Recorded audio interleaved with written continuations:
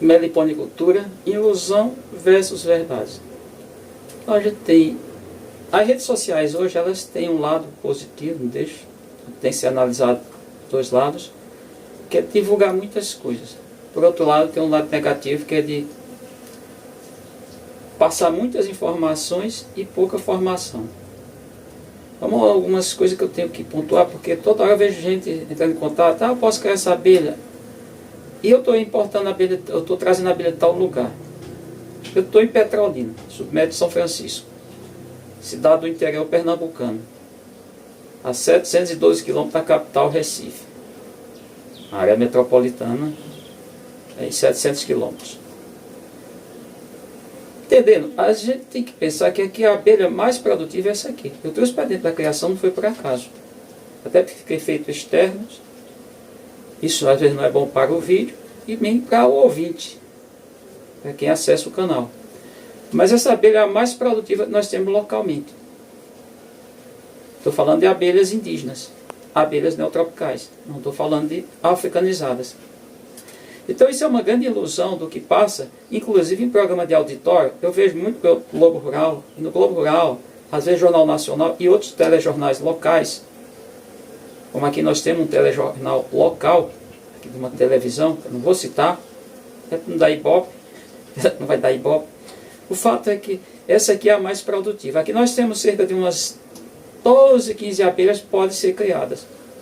Até o Arapuá mesmo já tem o pessoal aqui na universidade local, na Ivasf, Universidade Federal do Vale de São Francisco, que estão criando. Já otimizaram técnicas para a criação dessa espécie.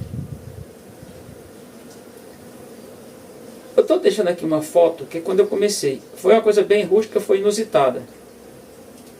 Em 2011, 2012, eu fui transferido, metade da carga horária do estado da Bahia ficou na área rural do estado, que o pessoal chama de interior. Não, interior é você está em Salvador, caso lá da Bahia, e sair de Salvador, da região metropolitana, você está no interior. Não importa onde você está. Agora você tem duas distinções. Você pode estar na área urbana de vários municípios, por exemplo, Bahia 417 municípios.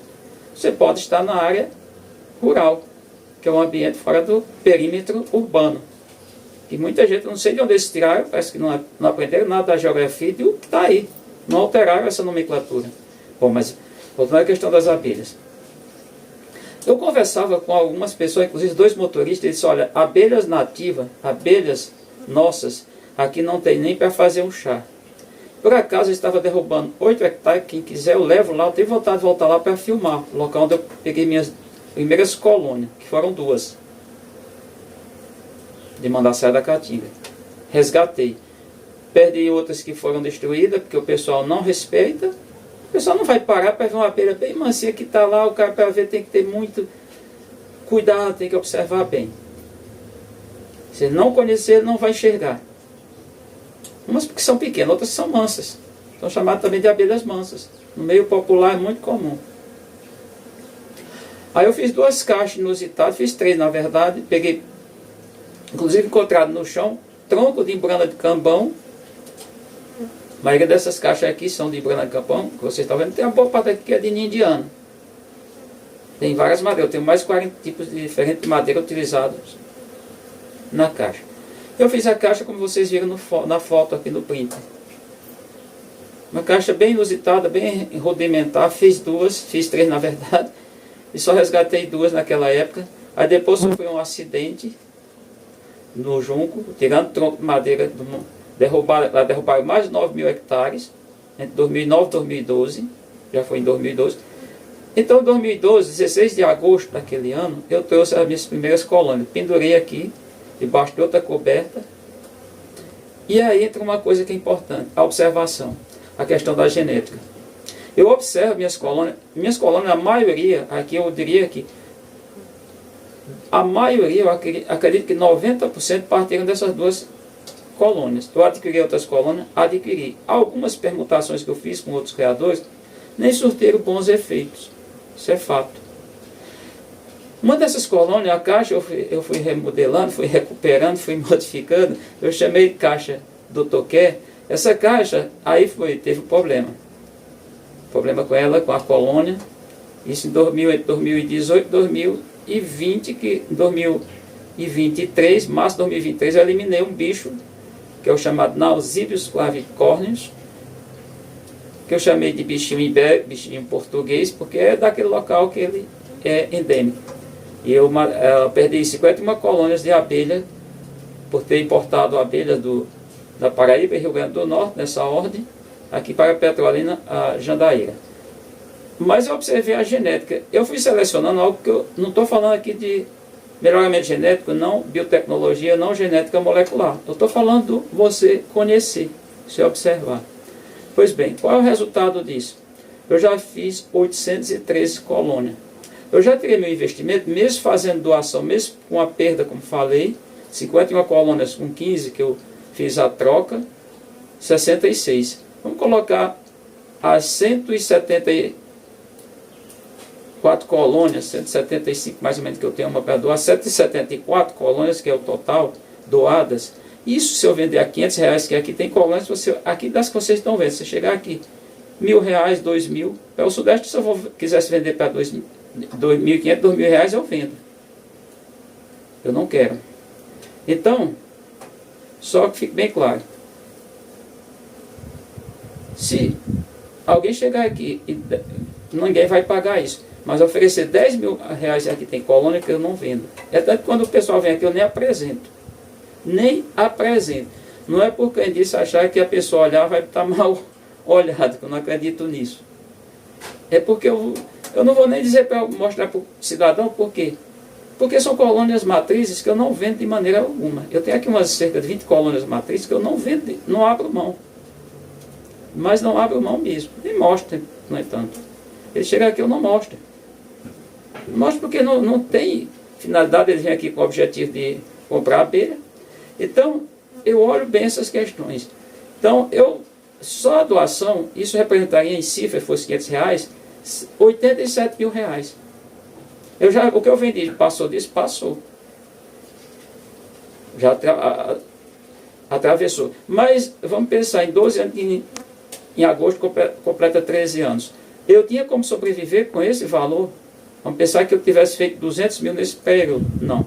Sobrevivia. Tivesse na área rural, que tivesse outras atividades.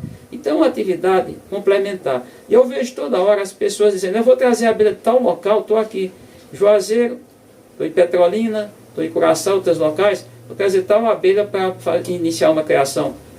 Tirar alguns erros graves. Essa abelha, claro que o pessoal tem tratado, como demais abelhas nativas, abelhas especialistas. O que é isso? Elas vão em poucas flores. Não é o fato. Elas não têm o potencial do arapuá, que seria um grande polinizador, inclusive das solenáceas. Isso é estudo de uma pesquisadora, está o nome aqui porque é importante. Pesquisa o trabalho dela lá na Embrapa Meio Norte, no Piauí, que é a Patrícia Drummond. Estuda, vê lá o trabalho que ela tem com o arapuá. Ela e os outros pesquisadores lá daquela Embrapa, daquela agência, de fato, a Embrapa é única, empresa brasileira de agropecuária, mas tem agências espalhadas pelo Brasil. Estou falando da do Meio Norte. E as africanizadas. Por quê? Porque nós temos muita monocultura. Quem está pensando em criar essa abelha para fazer polinização ou outra espécie nativa, não é legal. Pensar, por exemplo, vou pegar outra espécie. As abelhas genemelípanas, para você reproduzir é fácil. Por que é fácil? Porque você não precisa estar buscando realeira. Vou fazer um vídeo essa semana só sobre a questão de realeiras. O que é isso? O que é realeira? Qual a importância de você reconhecer a realeira? Só o gênero melípona, que tem 82 espécies catalogadas, que não precisa observar a realeira, porque elas não fazem realeira. As demais abelhas eusociais, absolutamente todas elas fazem. Inclusive faz até um processo chamado aprisionamento de... O pessoal fala princesa, mas de fato pode ser até já a rainha, já está copulada. E aí você encontrou aquilo ali numa abelha, eu já vi aqui, por exemplo, no mosquito verdadeiro, fica fácil você fazer uma nova colônia. Então você não precisa com essa abelha. Se você está no litoral brasileiro, em alguns chapadões e brejões de altitude, por exemplo, parte do Chapada Diamantina, e aqui no Nordeste, e também em Garanhuns, e lembrando que ela só vai atingir de Natal, que nem tem mais floresta, mas vivia nesse espaço, até Salvador, a altura de Salvador, pegando o recôncavo baiano. É a Urussu nordestina, também chamada Urussu verdadeira, Amelipis cutelaris. Essa é a abelha nesse ambiente, nesse litoral citado, a melhor. Se você vai para o litoral, depois de Salvador, você em alguns locais você tem a Mandaçaia MQA, que é a mais produtiva, e parte, só parte, que não chega a ser bem litoral, do Espírito Santo, parte capixaba, é a Urussu capixaba, Melipna capixaba. Portanto, cada local, você vai para a Amazônia, vai, por exemplo, Maranhão, norte do Maranhão, é a tiúba. Em cada região vocês têm as abelhas. Aí em outros locais você tem, exemplo, a tubuna, outros a canudo. Alguns locais essas abelhas também estão juntas com outras melípodas. O fato é que é diferente do que tem sido dito, que você está adaptando, que é adaptável, que você pode criar, todo mundo pode criar, que vai criar em apartamento. Primeiro temos que entender que o bicho é selvagem. Ele não está adaptado a esse ambiente. Ele está adaptado a outros ambientes, que pode ser o subsolo, no caso das melípodas de exclusividade. Poucas no subsolo, só a Urussu, do chão, eu chamo rainha da terra. No caso de ocos, a maioria das melíponas. E algumas em cupins, pode arranchar em cupim, mas não é o comum, que isso é para partamona. Em alguns locais, tanto a jandaíra melípona subnítida, quanto a mais comum, com a Mandaçaia, que é a melípona quadrifaciata antidioide, elas podem ocupar cupins, mas é por falta de espaço. Mas elas são abelhas de oco. De um modo geral, com exceção dessa Urussu, as melíponas são todas de oco, não de subsolo, não de cupim. Logo, ela não está adaptada na caixa, mas eu otimizei. Eu criei um espaço que é o ideal para essa espécie. E eu digo para vocês, aqui sem erro, qualquer espécie que me der falar mais ou menos e mostrar ela na natureza, primeiramente mostrar a natureza. Eu venho em cativeiro, eu vou adequar ambiente mais produtivo. Aqui eu tenho uma condensação máxima, eu tenho um espaço que está otimizado, aí cabe algumas coisas, como eu falei, ver a questão genética, melhoramento genético, não precisa ser biotecnologia molecular, de forma empírica, é você olhar e ver quais são as colônias mais produtoras, saber reproduzir, ter um manejo, facilitar o teu manejo, facilitar o manejo, somente na questão da alimentação das colônias novas. Isso é importante, saber fazer a coleta, saber de maneira racional, ser racional fazer isso.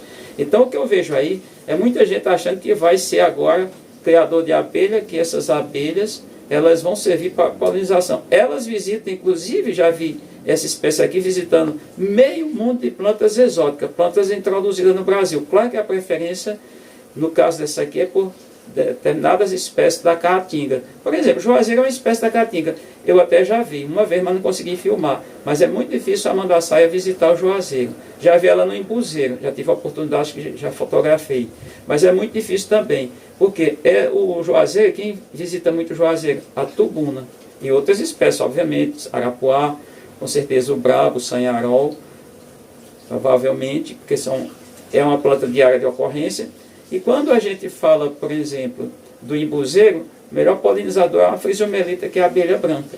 Então, eu quero chamar a atenção porque tem muita ilusão e falta verdade nos canais, as pessoas esclarecerem, e pessoas que estão se guiando, achando que é formação, estão desinformadas. É muita informação e quase nada de informação. Então eu tenho sucesso com essa abelha, 813 colônias, e volto aqui a frisar. Minha capacidade é de 120 colônias por ano, sem muito esforço, de fazer 120 colônias de Mandaçaia. Num local melhor, dava para fazer em torno de 200, porque eu tenho potencial material, biológico, genético para fazer isso. Não faço porque eu não vou entregar colônia de graça. Por exemplo, para ficar bem claro, esse universo de ilusões que o pessoal fala, que tem vídeo na internet, falando que a Ivete Sangalo vende do mel da abelha que eu falei, eu sou nordestino, eu sou verdadeiro, que é a Amelipis cutelaris, que cria lá na costa do Sauípe, lá na Bahia. Ela vende a R$500. Ivete Sangalo, se ela botar um litro de mel de qualquer abelha, pode ser o mel mais ordinário, mel de africanizado, dizer que vai vender a R$50 mil, ela vai vender por conta a sua introdução social no meio, ou seja, a questão artística, porque ela é estrela. Agora, Gilvan não é conhecido, Não adianta, eu vou criar abelha agora para produzir. Eu vendo ainda, estou dizendo aqui, ainda vendo mel de R$200 e o pessoal acha caro. Portanto, eu não tenho uma capacidade para coletar 50, em média, 50 litros de mel de Mandaçá da Caatinga anualmente, eu não vendo, porque eu não entrego a menos de R$200 o litro. Fraciono. E o ideal seria vender a R$300, que é o valor ideal para essa abelha. Então, quem está falando, eu escuto falar de um cara que está vivendo da meliponicultura, só que ele também é o cara daquele que junta abelha em tudo que é lugar, cobra um valor elevado para visitar. Sou meliponário, não tem nada de errado, vende os produtos, fraciona, vende, que basicamente o produto é mel, vende as colônias num preço muito elevado, não é o meu caso, eu estou falando que a média é R$500. Por isso eu não vou fazer. Por isso eu mantenho esse perfil aqui de quantidade de colônias e não vou aumentar. Uma porque eu estou aqui acreditando que eu estou dentro de uma capacidade de suporte. Lá dentro eu tenho uma quantidade enorme. Outra que eu não vou entregar de graça, porque não dá para fazer isso. Isso requer trabalho, requer dedicação. E para a gente fazer uma análise bem abordando, uma análise disso aqui, perguntaram a senhora, no ano passado, doutora Ana, veio aqui e perguntou, quanto tempo você se dedica do seu tempo para as abelhas? Eu digo, eu não sei, porque eu tenho uma jornada de trabalho muito intensa, tenho que fazer correções de prova, tenho que fazer um monte de coisa, avaliações, preparar. Então, não sei quantas horas por dia em média. Quando eu estou em casa, talvez uma média de 1 hora, 1 hora e meia, porque eu otimizei a minha criação. Foi isso que eu respondi para ela, mas eu nunca quantifiquei isso. Mas tem uma dedicação diária. Isso aqui não é enfeite, isso aqui é responsabilidade, isso aqui é um ser vivo, selvagem, que a gente tem que manter, mesmo aqui, que é o cativeiro, o máximo de responsabilidade. Então, espero que tenha entendido e fico aberto, como digo, na descrição do vídeo tem o meu contato, e pode perguntar à vontade, e pode questionar, e pode perguntar se o que eu estou falando é verdade. Porque o cara vê, classifica o cara ter 500 mil, 1 milhão de inscritos no canal, achar que isso é o cara bom. Quando o cara está falando um monte de coisa que não condiz com a atividade. Não tem realidade com a atividade, é mera ilusão. E muita gente seguia por ilusões. Não é o meu caso aqui. Fechamos o vídeo.